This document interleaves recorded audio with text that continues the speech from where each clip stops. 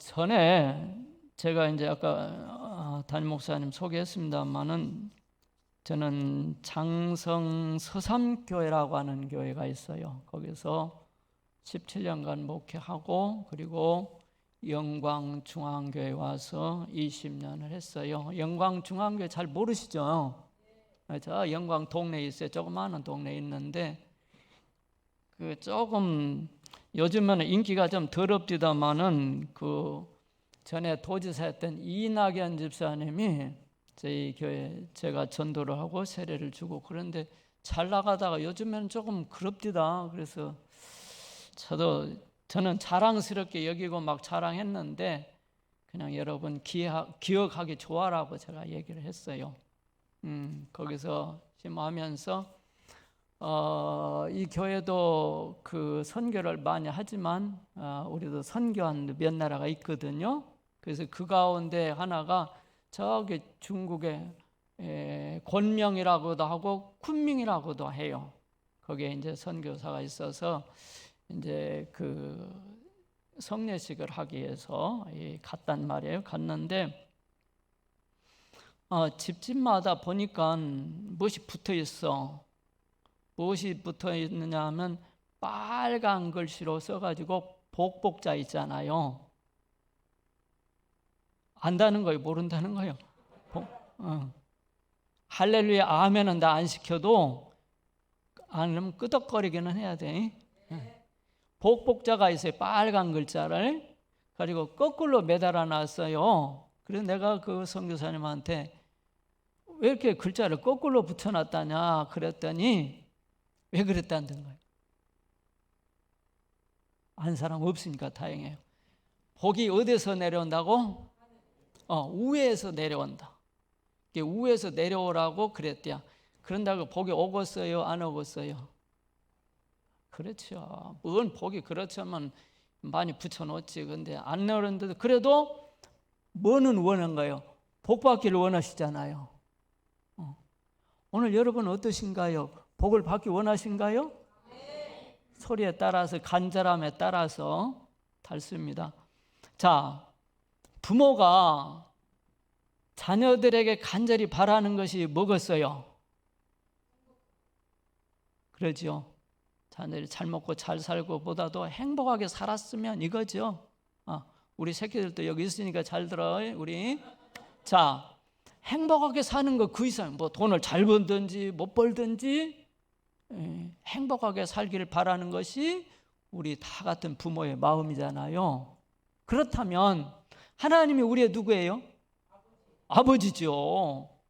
하나님 아버지께서 우리에게 바라시는 게 뭐겠어요? 그렇습니다. 설교 끝. 이제 가버릴까요? 행복하기를 바라는 거예요. 이게 그래서 사실은 그 주님의 마음을 제가 대신 전하는 것 뿐이에요. 저는 뭐 여러분들이 몰라서 이 자리에 쓴 게 아니에요. 이미 우리 홍 목사님이 다 가르쳤고 아는 얘기를 한번 좀 이렇게 더 나누고 싶은 거예요. 이게 모르는 걸 다만 이런 것은 하고 싶어요. 어떤 동기부여는 됐으면 좋겠다. 저에게는 손자가 하나 있어요. 김윤담이라고 아실랑가 몰라요? 가가 우리 집에 있으면서 제가 한자를 몇 개 가르쳐 줬거든요. 근데 지금 이제 2학년 올라가는데 5급 한문 시험을 본대야. 저는 몇 자 가르쳐 줬는데 동기부여가 된 거예요. 그래서 오늘 사실 제가 이렇게 말씀을 전하면서 여러분들이 행복하게 살 수 있는 그런 동기부여. 저는 이렇게 전했지만은 성령께서 이렇게 좀 생각하게 하고 결단하게 하고 그래서 지금까지도 행복하게 살아오신 줄로 믿고 지금도 살고 계신 줄 알지만 앞으로의 삶이 행복했으면 좋겠다. 아멘입니까? 노멘입니까? 꼭 그러기를 바라고 기도하는 마음으로 전하려고 합니다. 근데 사실은 여기 수협에서 요 밑에 가서면 참 좋겠는데 괜찮은가요? 거기 안 아파요? 그러면 조금 참으시고 어쨌든 그런 마음을 가지고 함께 나누게요. 자, 행복하려면 어떻게 해야 될까요? 돈을 많이 벌면 행복할 수 있잖아요. 안 그래요? 나는 돈 많이 있으면 행복할 것 같던데요. 에? 몸이 고단해요. 그러면 일 안 하고 돈 많으면 되잖아요. 복권 사가지고 당첨되고. 우리 성경에 보면은 삭 집사님이라고 계세요. 이름은 게오고 성은 삭시예요. 아시죠? 삭게오 세리장, 요즘으로 하는 세무서 같은데 돈 많이 벌었잖아요. 근데 벌고 보니까 어떻게 해요? 행복하지 못했어요. 이 삭개오만 그런 게 아니라 오늘 우리가 그렇게 많이 살고 있잖아요. 그냥 돈 좋아요. 저도 돈 좋아해요. 돈 필요해요. 그렇지만 돈만 많이 있다고 행복한 것은 아니잖아요. 그러면 어떻게 행복해야 되겠느냐? 건강도 해야 되고 돈도 많아야 되고, 저 그거 나쁘다고 하는 거 아니에요. 그런 것도 있어야 되지만 이제 그런 거 당연한 건 빼고 안 당연한 것만 제가 몇 가지 이렇게 힌트를 주려고 그래요. 자, 우리가 행복하려면 변해야 돼요. 무엇이 변해야 돼요?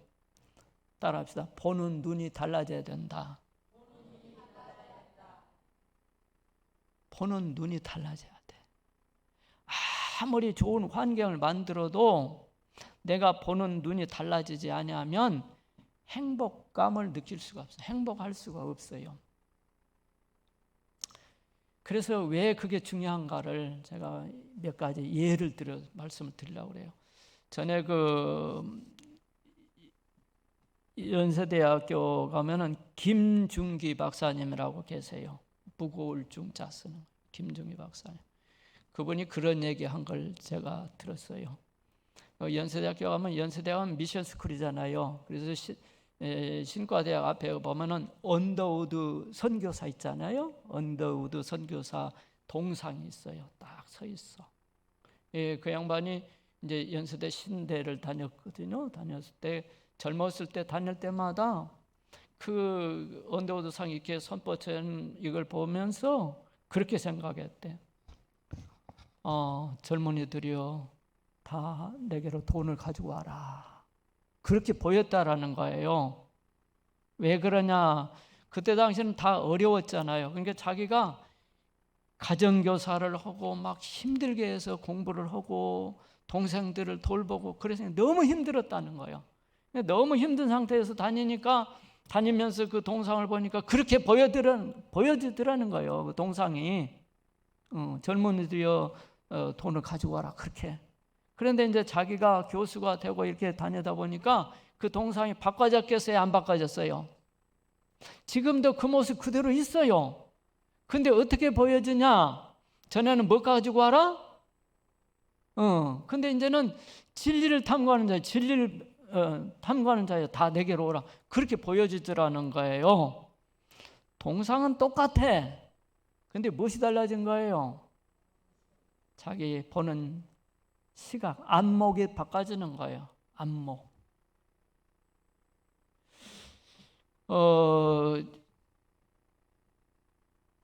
이 얘기를 하면 이해가 더 쉽게 될 거예요. 지금은 뭐 볼 수 없는 광경이지만은 옛날에는 왜 우물물이 있었잖아요. 우물. 한 동네면은 우물 한 군데. 지금은 뭐 각 집에서 꼭지만 수도꼭지만 열면 물이 나오지만 옛날에는 우물에서 물을 길러야 됐어요.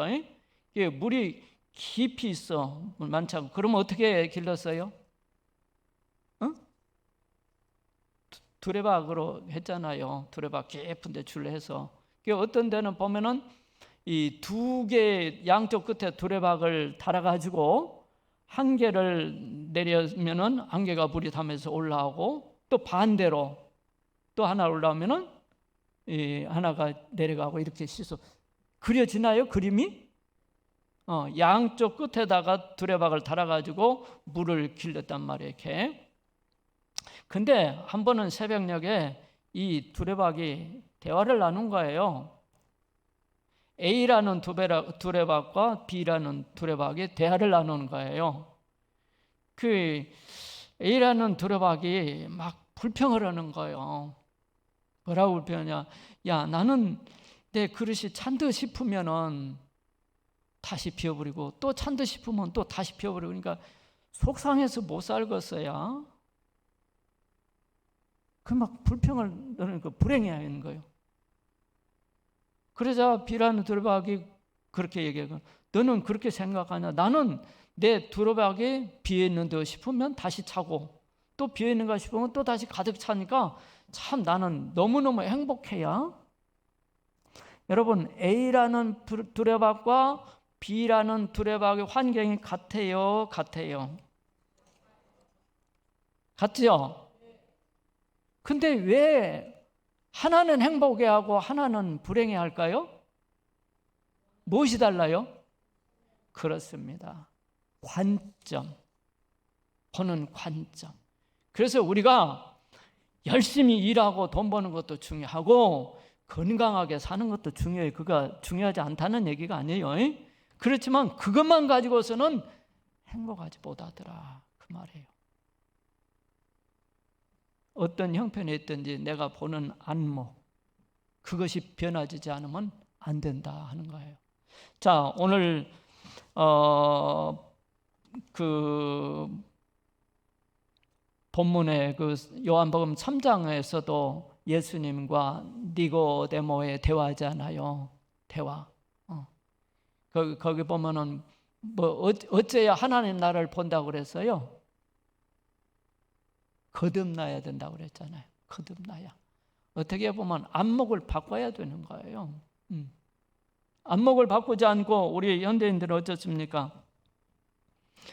열심히 그냥 환경만 좋게 하면은 행복할 줄 생각하는데 삭개오도 그랬어요. 삭개오만 그런 게 아니라 우리 대부분의 현대인들이 그렇게 살고 있지 않느냐. 그러면 과연 행복하시냐? 그러지 못한 경우가 더 많다. 그러니까 행복하려면 어떻게 해야 돼요? 안목을 바꿔줘야 돼. 저는 이번 해서 여러분들이 이해하셔야 할 거는 뭐냐면, 제가 이제 살아오면서 목회하면서 경험했던 거, 느꼈던 거, 그런 얘기를 좀 더 나누려고 그래요. 왜냐하면 내가 여기서 쩍쩍쩍 해가면서 그러봤자 재미도 없고 들어도 안 하고, 그래서 야구를 많이 하려고 그래요. 여러분, 얘기 듣기는 좋아하지 않아요? 그죠? 제 고향이 어디냐면 저 전라북도 남원이에요. 남원 시골. 시골인데 옛날에는 다 어려웠어요. 어렵게 살았어. 지금도. 제가 51년생 토끼띠거든. 토끼띠인데 어디 51년생 토끼띠도 있는 거 보고 그렇구나. 옛날에는 다 어려웠어요. 그래가지고 초등학교 졸업하고 중학교 간 애들이 몇 명 안 됐어. 못 갔어요. 저도 못 갔어요, 중학교를. 우리 아버지가 서당에다 딱 입학을 시켜놨어. 이게 그 서당은 1년에 쌀 한 가마가 수업료요. 쌀 한 가마를 딱 갖다 줘버렸어. 그래서 나는 속은 중학교 가고 싶은데 우리 아버지가 서당을 보냈어. 열심히 서당에 다니면서 공부를 했지요.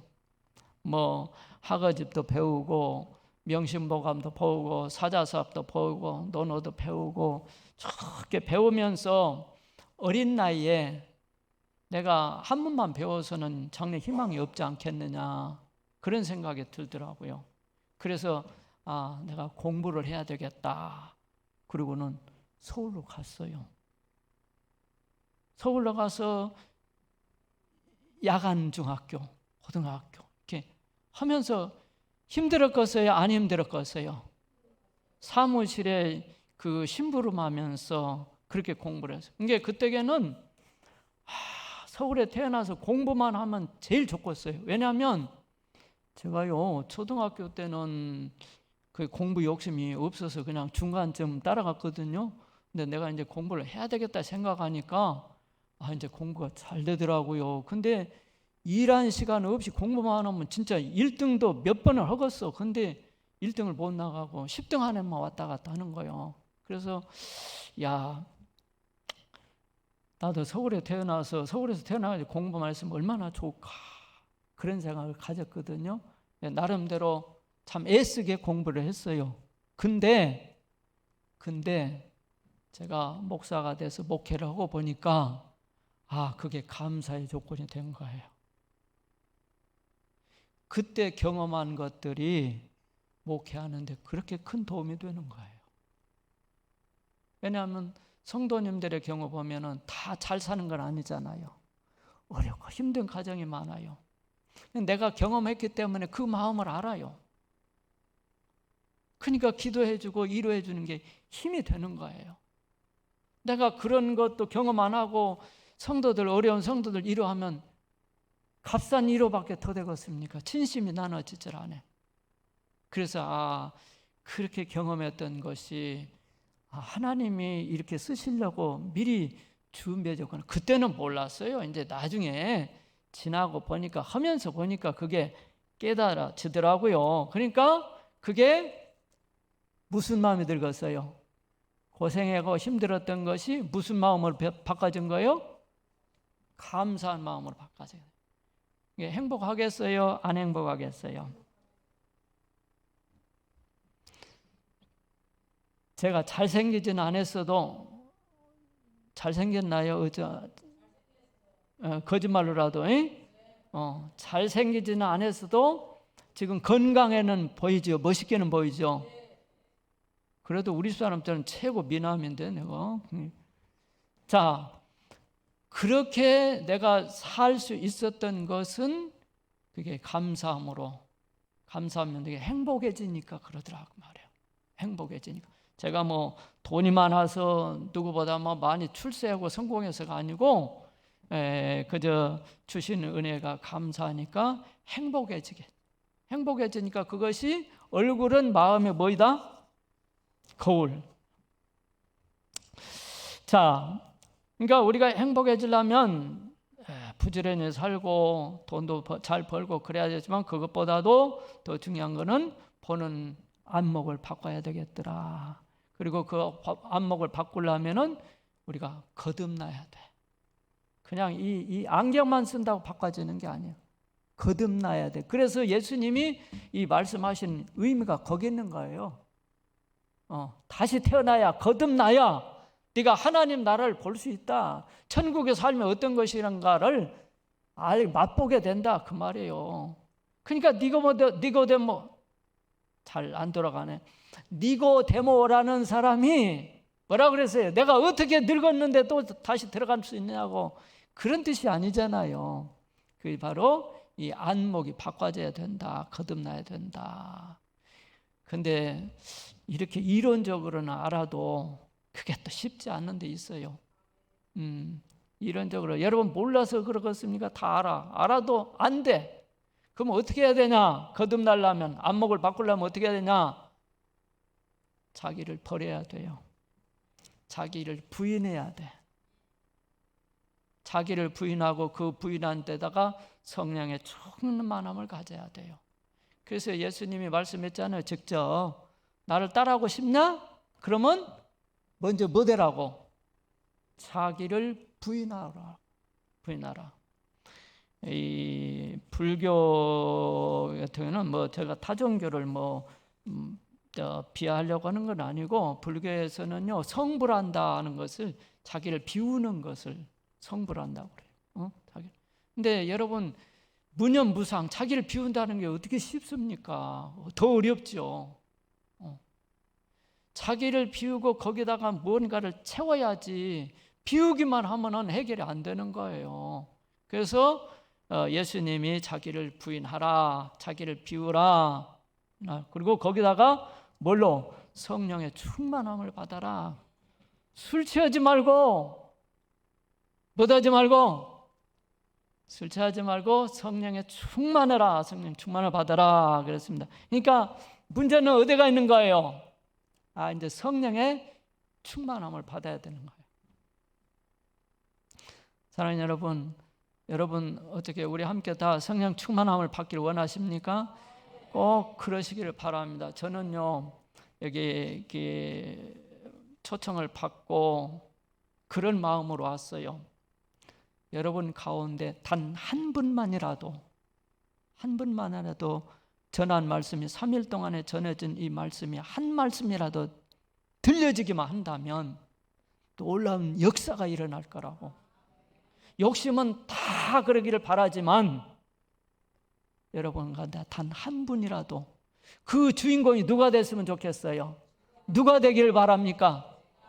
보면 압니다. 얼마나 간절히 사모하냐에 따라서 그 주인공이 될 수 있어요. 제가 이제 나중에 제 간증을 하겠지만은 오늘 이번 이 성회가 좋든 세미나가 좋든요. 이번 기회에 따라합시다. 내가 은혜 받는 그 주인공이 되겠다. 주인공이 되시기를 바랍니다. 엑스트라 구경꾼 되지 말고요. 정말 한 말씀이라도 들려서, 왜냐하면 하나님의 말씀은 능력이 있기 때문에요. 한 말씀만 들려지면 역사가 일어난 거예요. 지구보다도 더 내 자신이 변화되고 이 지역을 변화시키는 역사가 일어나거든요. 그러니까 그런 기회, 그런 은혜가 있기를 바라는 마음으로 제가 왔고 전하고 있는 겁니다. 여러분이 꼭 그런 주인공이 되시길 바랍니다.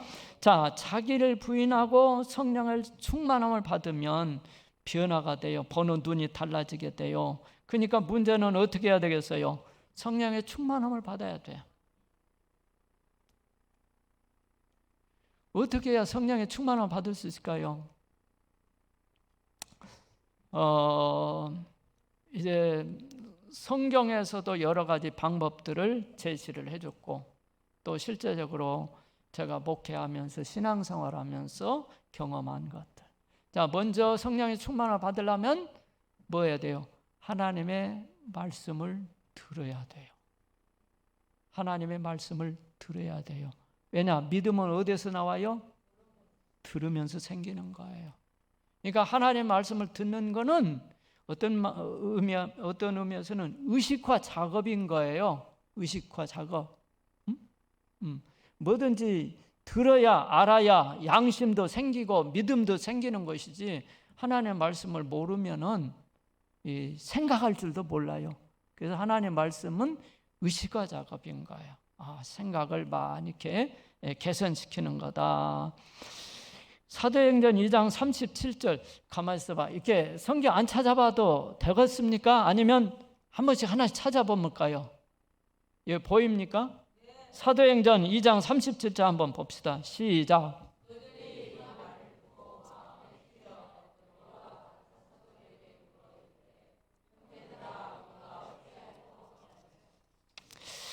사실 제가 이 자막을 띄우게 할까 말까 망설였어요. 왜냐하면 여기 자막을 띄우면 여기서 읽고 끝나버리거든. 근데 좀 더뎌도 내가 성경을 직접 찾아보면 찾으면서 이미 다 아시는 말씀이지만 거기다 다시 한번 언더라인도 긋고 이렇게 더 남을 것인데 그런 두 가지 마음으로 했어요. 그러니까 하여튼 여기서 못 찾아보면 써놨다가 나중에라도 꼭 한번 찾아보시길 바랍니다.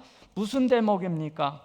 베드로가 하나님의 말씀을 전할 때 그 하나님 말씀 듣는 청중들이 듣고서 뭐라고 그랬어요? 아이고 어쩌었을까? 어쩔꼬? 자기를 알게 된 거예요. 하나님 말씀은 거울입니다. 하나님 말씀은 잣대입니다. 우리가 하나님 말씀을 캐논이라고도 해요. 캐논은 뭐야? 갈대, 길이를 재는 척도. 그러니까 하나님의 말씀은 우리를 측량하기도 하고 우리를 보게 하는 거울이기도 하고 그래요. 그러니까 하나님 말씀을 들을 때 내가 보여지는 거예요. 내가 어떤 처지, 어떤 형세, 어떤 존재인가를 가감 없이 보여주는 거예요. 그러니까 베드로가 하나님의 말씀을 전할 때 그들이 큰 죄인이라는 걸 깨달아 알게 된 거예요. 그래서 어찌했을까요? 이제 그 말은 우리가 어떻게 해야 희망이 있습니까? 그런 뜻 아니겠습니까? 자, 그리고 또 하나님 말씀을 듣고 또 회개 기도할 때 성령이 임한 것을 봅니다.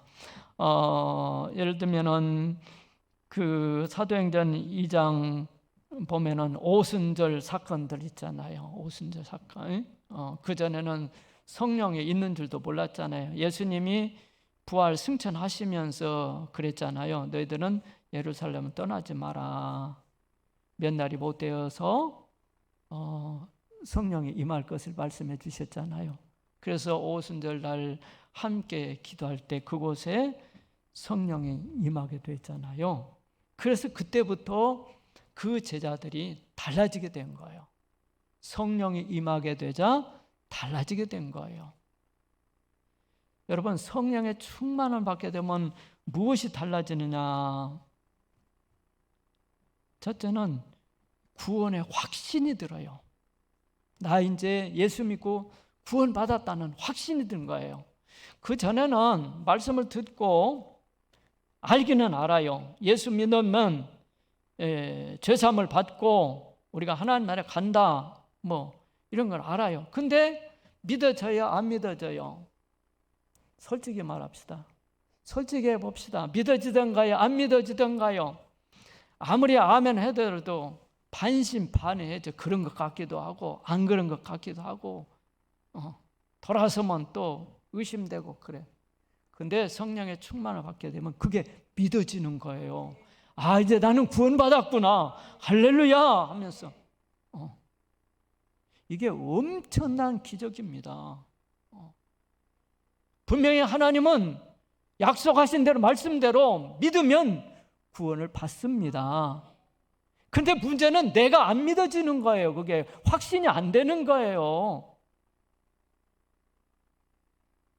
근데 성령의 충만을 받게 되면 그게 믿어지는 거예요. 믿어지니까 어떻게 된 거예요? 담대해지는 거예요. 그래서 예수님의 제자들도 보니까 성령 받기 전에 어땠습니까?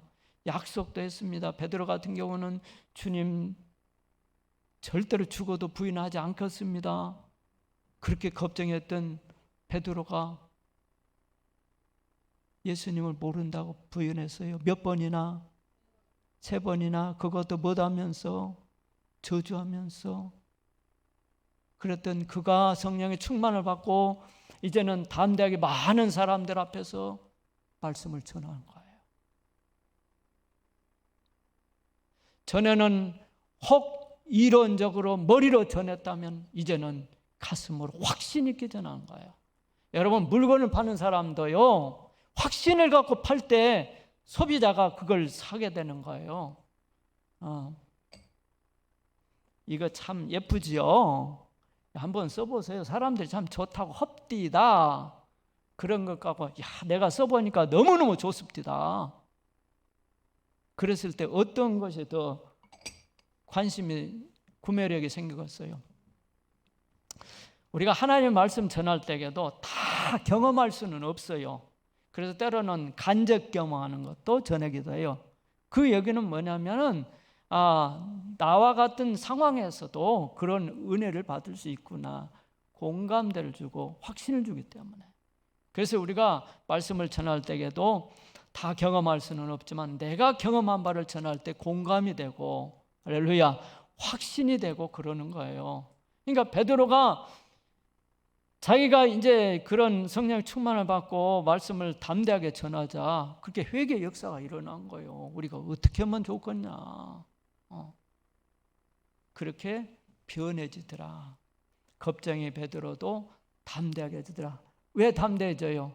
구원의 확신을 드니까 그렇다고 말이에요. 또 우리가 성령의 충만을 받게 되면 구원의 확신이 들고 담대해지고 또 무엇이 달라지냐? 마음속에서 막 기쁨이 나와. 별로 좋은 것도 아닌데 희시덕거리고 그냥 막 근심 걱정이 뭐 그것도 아무것도 아니야. 문제가 아니야. 기쁨이 막 넘치는 거예요. 성령이 충만하면요, 그 감각이 조금 무뎌져. 다른 세상 염려 근심에 대해서 감각이 무뎌져요. 기쁨이 막 충만하고, 그리고 간땡이가 부어져요. 나중에 간증할 기회가 이제 아마 3일간 중에 있겠지만 아마는 이 성령이 충만해지면 막 기쁨이 넘치면서 간땡이가 부어져. 저는 그런 경험을 했어요. 제가 이제 신학을 하고 목회하기 전에는 저도 이제 세상적으로 한번 성공하고 출세해 보겠다고 시험 준비를 했어요. 소위 말하면 고시 준비를 했어. 그게 힘들잖아요. 그래서 그때는 교회 안 다녔어요. 청년 때는. 그래도 설교 듣기는 좋아했어요. 그래서 이제 서울 저 종로가에 보면 연동교회라고 있거든요. 김형태 목사님이 그때 계셨을 텐데 그 설교를 듣기도 하고. 근데요, 이상스러운 거는 누가 성경을 읽으면은 여기 성경에 심오한 철학도 있고 문학도 있고 막 그런다고 그래요. 그래서 성경을 사지도 않고 옆집 사람 그 빌려다가 봤어요. 읽었어. 근데 성경 읽으면서 하나님이라는 소리 나오면은 거기를 건너뛰고 읽었어요. 왜 그런지 모르겠어요. 하여튼 그랬어요. 그러다가 이제 교회를 다니게 됐어요. 교회를 다니게 되면서 어떤 마음을 가지냐. 이제 교회에서 그 부흥 집회를 한다고 그래. 그때만 해도 부흥 집회를 해. 그래서 3일간 한다고 그러길래 그런 마음이 들더라고요. 도대체 하나님이 내 눈에는 안 보이는데 하나님이 정말 계시는 걸까? 계시다고 한다면 내가 이번 집회 때 꼭 그 하나님을 만나봐야 되겠다는 그런 간절한 마음이 들더라고요. 그래서 매 시간 빠지지 않고 참석을 했어요. 참석을 했는데 이 말씀을 마치고는 꼭 무엇을 하냐면 두 손을 들래. 두 손을 들고 뭐 하라는 거예요? 주여를 부르자고, 주여 삼창을 하자고 그래. 그러면 이게 참 자존심이 허락 안 한대요. 손은 이목이 있으니까 들기는 다른 사람이 보니까 들어. 근데 주여 그러면은 했겠어요, 안 했겠어요? 주여. 입 모양만 냈어. 왜냐하면 자존심을 상하고 싶지 않아서. 그런데 마지막 집회 3일째 나고 끝나는 시간이요. 그런 마음이 들더라고요. 야, 이대로 끝나면 안 되지 않냐. 절박한 마음이 들더라고요. 순간 절박하고 간절한 마음이 들어요. 그래서 그날도 다른 때와 같이 두 손 들고 부르자고 그래. 그래서 에라 모르겠다. 눈 찔끔하고 쫙 크게 불렀죠. 그럴 때 내가 깨진 거예요. 내 자아가 깨진 거예요. 내 자아가 깨지자 성령이 되게 임한 거예요. 근데 성령이 임한 것이 나는 그때는 그것도 무엇인지도 몰랐어요. 몰랐는데 내가 이상하게 되어버리는 거예요. 전에 같으면 누가 기도하자고 그러면 뭐 내가 기도문을 아무리 만들어가지고 이게 한다고 해도 3분 5분이면 바닥나고 다른 사람 기도 소리만 들리고 막 그럴 판인데 다른 사람 기도 소리도 들리지도 않고 막 내가 기도를 해주는 거야. 그것도 이상한 소리로 막 해주는 거야. 그런데 문제는 이걸 하면서 막 눈물 콧물이 쏟아지면서 내가 엄청나게 큰 죄인이었구나 하는 걸 깨닫으면 막 회개가 되는 거예요. 어찌할 것 정도가 아니에요. 나는 사실은 내가 교회 다니는 사람은 다 모자란 사람들만 다니는 줄 생각했어요. 그리고 내가 제일 잘난 줄 알았어. 굉장히 교만했어. 웬만한 사람하고는 대화도 잘 안 할 정도로 교만했어. 근데 그게 성령이 이제 나중에 알았어요. 그게 성령님이 이제 그게 임하게 되니까 막 내가 내 죄가 그 하나님을 알지 못하던 제가 막 엄청나게 큰 죄라는 걸 깨닫게 되고 막 용서해달라는 소리가 막 나오게 되고 막 그래요. 한참 그래서 눈물 콧물 막 쏟아진 거예요. 사실은 옛날에는 서울에서는 그 부흥 집회를 하면요, 이런 나제지 같은데 빈터 그런데 천막 쳐고 가만히 그 펴놓고 막 그런 데서 부흥했거든요. 그래서 이제 지나가다가 보다 거기서 이래 하면은 저는 구경했어요. 주변에 서서 뭔 짓거리 한가 보다 하고 구경했어. 막 예수님 찬양하고 막 아까 저는 막 뒤에 불고 막 하고 막 그런 게 제가 속으로 흉봤지요. 믿으려면 점잖게 믿지 뭔 추접스럽게 저거냐, 채신머리 없이. 그랬던 제가 그 모양이 된 거예요 이제. 근데 창피해요 안 창피해요? 모르고 한참 그러다 이제 보니까 어떤 느낌이 드냐면 저 깊은 산 속에서 맑은 물이 솟아나는 것 같은 내 심령이 그렇게 느낌을 가져요. 제사함을 깨끗함을 받았다는 그런 느낌이 막 확신이 온 거예요. 그러면서 막 기쁨이 막 충만하게 되고요. 그걸 술 마셔서 그렇게 기쁜 것도 아니고요. 그러자 바꿔지게 된 거예요. 그전에는 목사님이 김 선생 성가대도 하고 교사대도 하고 그러지 그래. 제가 뭐라고 했냐면 목사님 저는 그런 거 소질 없어요. 그랬던 제가 이제 성령의 충만을 받으니까 기쁨이 막 샘솟듯 넘치고요. 입에서는 콧노래가 나오는 거예요.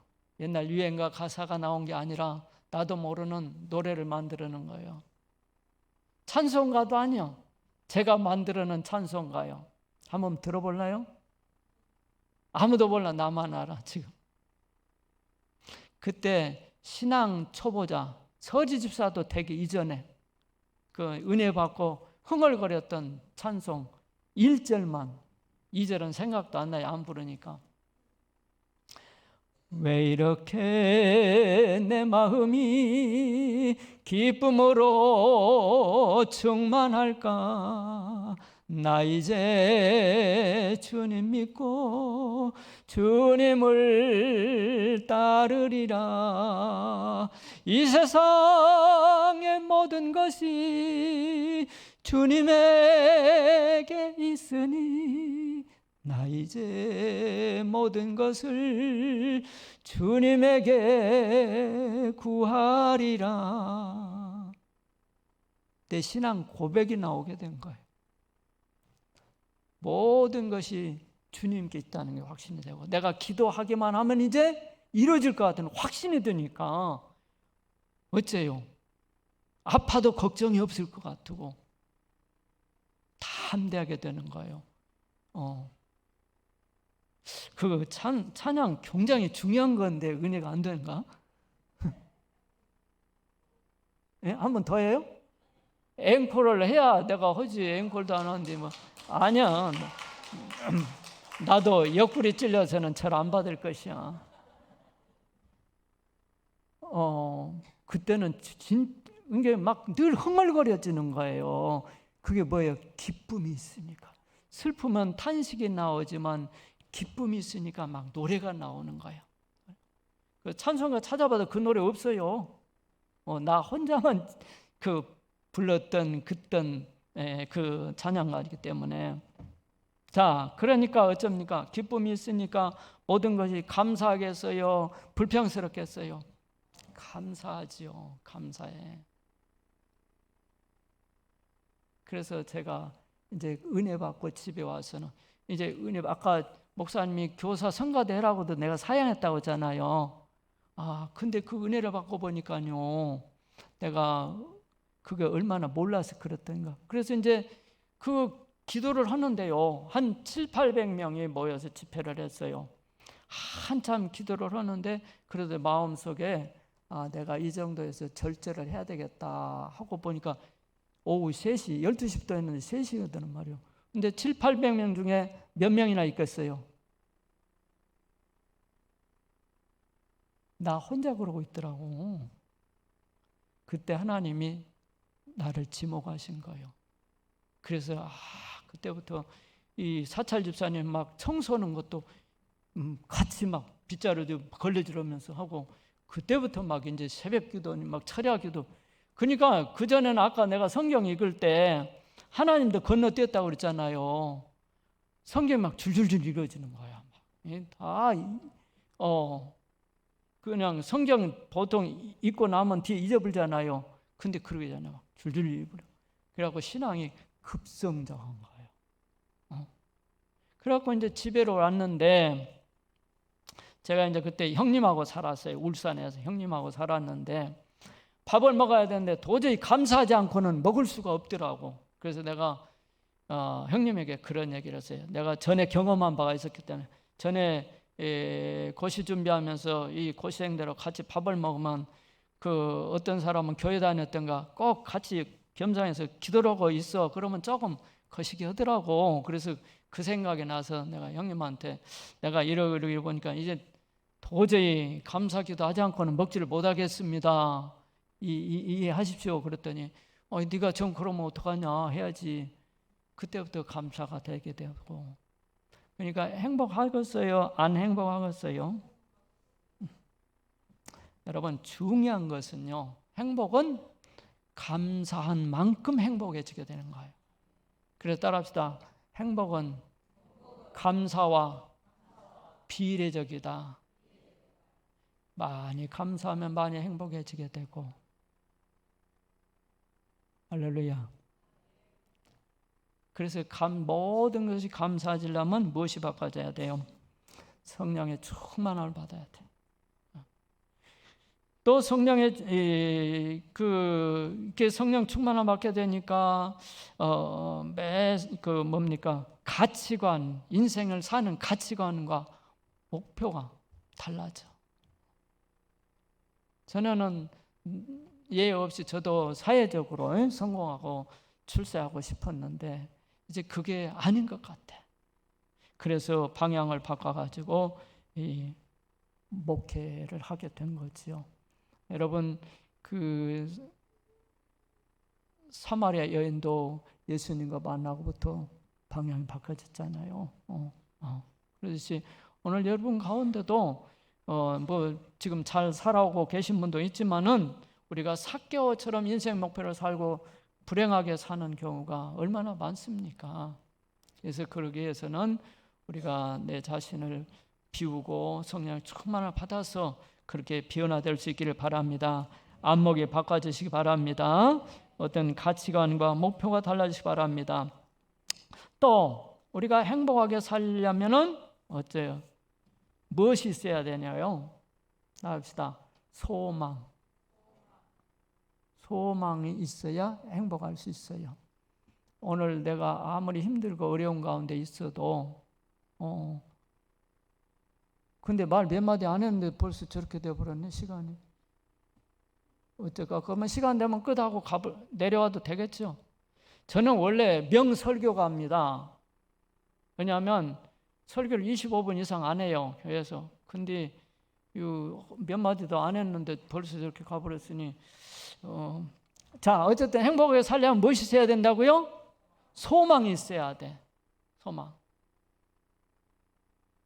아무리 힘들어도 소망 있는 사람은 포기하지 않고 행복할 수가 있어요.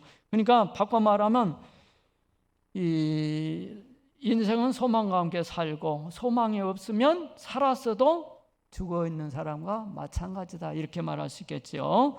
자, 그렇다면 어떤 소망을 가져야 될까? 오늘 여러분은 어떤 소망을 갖고 있습니까?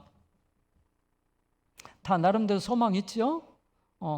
소망을 갖고 삽니다. 또 소망을 가져야 됩니다. 근데 우리가 세상적인 소망은 다 이루지도 못하지만 이뤄도 막상 이루고 보면 별것 아니야. 아무것도 아니야. 또 실망하고 딱 실망하고 그래. 내가 5평 아파트에 살 때에는 10평 아파트 살면 행복하겠다. 근데 조금 그러다가 또 어쩌니까 아니야. 나는 20평 이상 자꾸 점점 이 욕심이라는 게 끝이 없잖아요. 세상 소망은 그러더라고요. 참 만족을 주지 못해요. 마치 사마리아 여인처럼 가지면 더 가지고 싶고 끝이 없는 거예요. 그러니까 소망을 갖되 영원한 소망을 가져야 되겠다는 거예요. 무슨 소망? 예. 이 칼 힐트라고 하는 사람이 이런 얘기를 했어요. 사람마다 이제 나이가 들면 인생 석양이 오잖아요. 저는 석양인 것 같아요? 한낮인 것 같아요? 아침인 것 같아요? 정오인 것 같아요? 석양인 것 같아요? 눈을 돌려서 보면 그건 자유니까 어쨌든 간에 누구에게나 석양은 찾아오잖아요. 인생 석양이 오게 되면 대개 세 종류의 사람들이 나타난다고 그래요. 세 종류. 어떤 사람은 그저 성공을 출세를 열심히 일하고 달려왔어요. 그냥 쉴 틈도 없이 어느 정도나 바쁘게 죽을 정도로 바빠서 죽겠다 할 정도로. 자, 그러다 보면 정신없이 살려면 새끼 나 키우고 이렇게 하다 보니까 어느새 머리에 서리가 내리고 인생 석양이 가까워져 본 거예요. 딱 정신이 바짝 든 거예요. 내가 이제 살면 얼마나 살까? 지금까지 내가 살아온 것이 과연 이게 뭔가? 너무 허무한 거예요. 그때는 돈만 있으면 자식들만 잘 되면 나는 행복할 줄 알았어. 근데 곧 해질녘에 있는데 돈 쌓아오는 것이 무슨 의미가 있으며 자식들 잘 되기만 바라고 온갖 희생하고 행신했지만은 지들이 가서 다 살아버리고 너무너무 허무한 거예요. 그리고 하루하루 사는 게 쓸쓸해. 이대로 인생 끝나면 어떡하냐 아직. 그러니까 이제 나름대로 여러 노력을 해보는 거예요. 육신적으로 어떻게 하면 즐겁게 사는 방법을 찾아 막 맛있는 것도 찾아알고 또 막 전에는 마누라 눈치 보느라고 바람도 못 폈던 것도 해보고 막 이건 내가 지어낸 말이에요.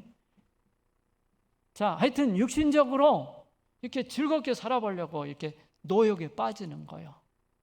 그래도 그 공허한 마음이 채워지겠어요? 안 채워지겠어요? 안 채워져. 점점 해는 져가는데 외롭고 쓸쓸하고 허무해. 그런가 하면 또 이런 사람도 있어요. 주로 그래도 도덕적으로 깨끗하게 잘 살고 사람들은 그 사람들이 성공했다고 존경하고 막 칭찬도 해. 그 사람이라고 해서 나이가 안 들었습니까? 석양이 찾아와. 그러면 그 사람에게도 여전히 그 허무함과 쓸쓸함이 찾아와요. 그렇다고 해서 앞에 사람처럼 그렇게 할 수 있나요? 할 수가 없어. 왜? 만약에 그랬다가는 늙음하게 지금까지 쌓아온 거 다 한 번에 무너져 버려요. 그러니까 못해. 그래서 지난 날에 자기가 왕년 내가 어떻게 했다 자기를 참 자랑을 하면서 위로를 받고자 해요.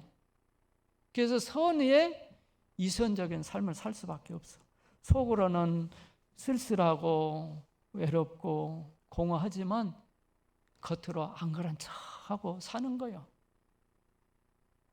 그런가 하면 어떤 사람은 마치 젊은이처럼 푸른 소나무처럼 어떤 확신에 차 있고 어떤 막 희망이 가득 찬 그렇게 젊은이처럼 사는 사람도 있어. 과연 무엇이 그렇게 살게 해야 될까? 바로 그것은 믿음으로 갖는 소망. 세상적인 소망이 아니라 영원한 소망. 할렐루야. 전에 은퇴하기 전에는 저도 그런 거 잘 설교도 하고 많이 생각도 했죠. 근데 이제 저희는 은퇴하면 만 70세에 하잖아요. 20대. 이게 세는 나이로는 71에. 난 요새 지금 내 나이를 잊어버렸어요. 긴가민가 해. 그냥 왔다 갔다 하니까 내가 내 나이가 몇 살인가도 몰라. 그런데 어쨌든 간에 은퇴하고 보니까는요. 뭐 하나 사더라도 무슨 일을 하나 하더라도 전에 같지는 않아요. 뭐냐? 내가 이것을 잘 입을 수 있겠느냐? 내가 이 일을 다 마칠 수 있겠느냐? 무슨 일이 날란지 우리는 모르니까. 그래서 지금은 새벽마다 이제 저를 위해서 또 기도합니다. 전에는 목회할 때는 성도들 위해서 기도해주고, 물론 나를 위해서도 기도하지만 요즘은 이제 특히 저를 위해서 기도합니다. 뭐라고 기도하냐? 내 기도 중에 주님께 대한 믿음과 소망으로 충만하게 하십소서. 이제 제 기도 내용이 그럽니다.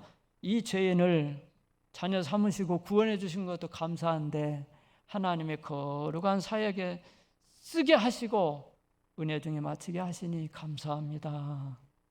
이제 남은 여생도 인생 산막에도 변함없이 주님이 함께 해주시고 또 주님께 대한 믿음과 소망으로 내 자신을 위해서도 더 충만하기를 원합니다. 그리고 영육간의 건강 주고 힘 주시는 대로 주님이 기뻐하고 무언가 사회에 유익을 주는 그런 삶을 살기를 원합니다. 그러니까 홍 목사님 다들 올해 또 이렇게 그 쓰임 받고 있잖아요. 여러분 늘 주님께 대한 믿음과 소망으로 충만해 있어야 돼요. 식어지면 안 돼요. 이 노년에 이룰수록 더 그게 필요해요. 근데 안타까운 것은 연세 드신 분들이 자꾸 게을러질 수 있어요. 이것저것 자꾸 빠질 수 있어. 더 갈수록 주님께 가까워질수록 더 그런 믿음으로 희망으로 충만해야 됩니다. 어떤 분이 그런 얘기를 했어요. 요즘에는 아이들이 다 자기 방에서 컴퓨터 게임하고 막 이렇게 놀지만은 옛날에는 다 또래끼리 모여서 놀잖아요.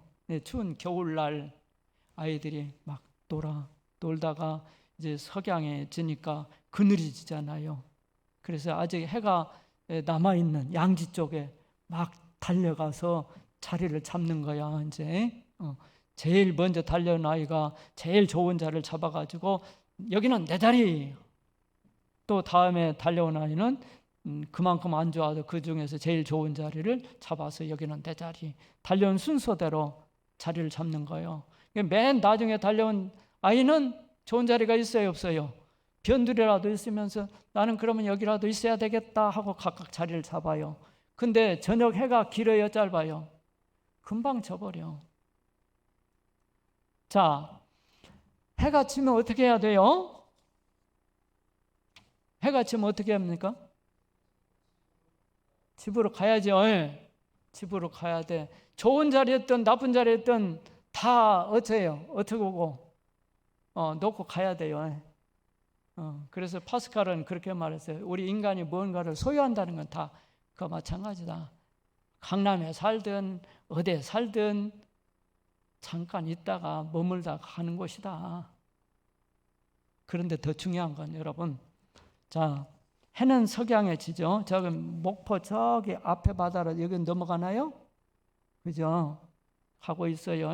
붉게 물들면서 가고 있어요. 그리고 금방 지나잖아요. 그리고 사방은 이제 해가 지면 어떻게 해요? 캄캄해지죠. 어두워지면서 캄캄해져요. 캄캄해질 때 돌아갈 집이 없는 아이를 생각해 보세요. 만약에 돌아갈 집이 없는 아이가 있다고 한다면 어떻겠어요? 기분 좋겠어요? 무섭겠어요? 두렵겠지요. 쓸쓸하고 외롭고 무섭겠죠. 그러나 집이 있는 아이는 그럴 필요 있어요, 없어요? 없어요. 왜? 집에 가면 되니까. 가면은 부모가 반기는 거예요. 이 녀석아, 이 추운데 지금까지 어디서 놀다 왔냐? 따뜻한 곳으로 끌어잡으면서 먹을 거를 주고 그러잖아요. 우리 인생이 그래요. 항상 아침이고 항상 정오가 아니에요. 석양이 온단 말이에요. 그럴 때 갈 곳이 준비되어 있지 않는 인생은 어쩌겠습니까? 조금가 더 버텨보려고 몸부림치고 애쓰는 거 아니에요. 그러나 갈 곳이 준비된 사람은 그럴 필요 있어요, 없어요? 아버지가 예비하신 곳 가면 되기 때문에. 저는 가끔 요새 도시 개발한다고 달동네 같은 데 철거하고 아파트들 막 짓고 그러잖아요. 전에 신림동에 철거하려고 하는데 어떤 할머니 갈 곳이 없으니까 거기 다 째가려지고 그런 데서 버티고 계신 그 영상을 봤어. 뭐 좋지도 않아. 다 짜그라져. 비도 오면 셀 것도 같아. 그런데도 나는 안 가겠다고 거기 있겠다고 버티는 걸 봤어요. 왜 그러겠어요? 더 좋은 아파트 갈 수 있으면 100번 버리고 가야죠. 근데 그마저도 버리면은 갈 곳이 없으니까. 우리 인생이 그러지 않아요? 갈 곳이 영원히 갈 곳이 준비되어 있지 않은 사람은 조금이라도 더 해보려고 여기다 먹고 꼬먹고 그러잖아요. 어떻게 그런 상황에서 행복할 수 있을까요? 자, 예비되어 있는 사람, 영원한 것이 예비되어 있는 사람은 어둠이에요. 오든 인생 석양이 이르든 두려울 것이 없다. 소망이 있기 때문에, 영원한 희망이 있기 때문에. 그래서 여러분, 우리가 살 동안에 꼭 준비해야 될 것이 있어요. 뭘 준비해야 되겠어요? 어떤 사람은 그럽니다. 쉬운 살만 넘으면 자기가 묻힐 곳을 준비해야 된다고 그러더라고. 관을 준비하고 수의를 준비하고 그런 것도 필요할지 모르겠어요. 그러나 그보다 더 필요한 거 뭐냐? 자, 요한복음 1장 12절. 요한복음 1장 12절. 안 나왔나요? 다 알죠? 영접하는 자, 곧 그 이름을 믿는 자들에게는 하나님의 자녀되는 뭘 줬으니? 예수님을 믿은 사람은 하나님께서 자녀로 삼아주신다. 하나님의 자녀는 아버지 집에 갈 수 있어요, 없어요? 아무 때라도 가도 돼요. 할렐루야. 이게 복음이에요. 기쁜 소식이에요. 하나님의 자녀 예수 그리스도를 믿으시기 바랍니다. 그래서 하나님의 자녀들은 권세를 가지시기 바랍니다. 또 요한복음 12장 6절에는 뭐라고 그러세요? 내가 곧 길이요 진리요 생명이니 나로 말미암지 않고는 아버지께로 어디로? 아버지께로 올 자가 없다. 바꿔 말하면 내가 곧 길이요 진리요 생명이니 나로 말미암아서 아버지께로 갈 수 있다 그 말 아니에요. 아버지지. 사도행전 요한복음 14장 1절로 3절에도 보면은 너희는 마음에 뭐되지 마라. 근심하지 말아라. 하나님 믿으니 또 나를 믿으라. 내 아버지 집에 갈 곳이 많다 그랬습니다. 한 군데는 이게 성경을 찾아보자. 고린도후서 5장 1절. 고린도후서 5장 1절. 여기는 꼭 찾아봐야 돼요. 나왔나요? 자, 찾으셨으면 시작.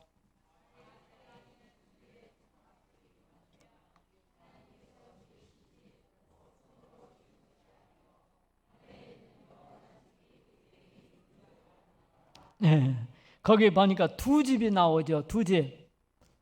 먼저는 땅에 있는 무슨 집? 장막집. 장막집. 천막이 뭘 비유한 거예요? 자, 천막은 영원히 사는 집이에요? 임시거처예요? 임시거처예요. 그러니까 비바람이 오면 썩어지기 쉽고 찢어지기 쉬운 거예요. 이건 우리 육신의 삶을 비유한 거예요. 우리가 얼마나 많은 상처를 받습니까? 병들고 잠깐 사는 거예요. 요즘은 그래도 수명이 늘어져서 100세까지도 살아요, 많이. 그래도 눈 깜짝할 사이요. 그렇게 길지 않아요. 지나고 보면 길지 않아. 자, 근데 그 장막집이 무너져도 또 어떤 집이 있어요? 하나님께서 지으신 영원한 집이 있다. 할렐루야. 그 집이 뭐가 있어요? 천국이다 그 말이에요. 하나님 자녀들이 갈 수 있는 천국지. 오늘 여러분 예수 그리스도를 믿죠? 우리 인생은 단 한 번뿐인 거예요. 일회용품이요. 두 번 다시 산다면 좀 더 나게 살겠지만은 한 번뿐이기 때문에 오늘 또 우리에게 이 말씀을 다시 한번 주시는 줄로 믿습니다. 한 번뿐인 인생을 만약에 행복하게 살지 못하거나 속아서 헛되이 살고 불행하게 산다면 이 얼마나 안타깝겠습니까? 누구를 원망한 데를 누가 어떻게 보상할 수 있겠습니까? 열심히 사십시오. 하나님께서 허락하시는 날까지 건강하게 열심히 부지런히 사시기 바랍니다. 그러나 그런 가운데서도 미루지 말아야 될 것이 있어요. 바로 길이요 진리요 생명이신 예수 그리스도를 믿는 일입니다. 하나님 아버지의 자녀되는 권세를 잃지 않는 겁니다. 왜냐하면 잠언 27장 1절에 너희는 내일 일을 자랑하지 말아라. 하루 동안에 무슨 일이 일어날는지 알지 못한다. 그러니까 우리가 예수 믿는 것은 미룰 일이 아니에요. 취미도 아니고 여가선용도 아니에요. 누구를 위해서 믿는 것도 아니에요. 내가 행복하기 위해서는 예수님을 믿되 그저 교회 생활만 하지 마세요. 잘 믿으시길 바랍니다. 형식적으로 끌려다니지 말고 이 은혜를 알고 이 진리를 알고 여러분 잘 믿음을 가지시기 바랍니다. 그래서 주님과 만남을 통해서 구원의 확신도 갖고 내가 참 덤으로 살고 있다 이런 믿음으로 죽을 수밖에 없는 죄인이 주님의 은혜로 덤으로 살고 있다 이런 믿음으로 모든 일에 감사하시기를 바랍니다. 그리고 소망을 갖되 영원한 소망을 가져서 우리 모두 행복한 삶을 누리는 주인공 되셨으면 그렇게 주의 이름으로 축원합니다. 기도하십시다.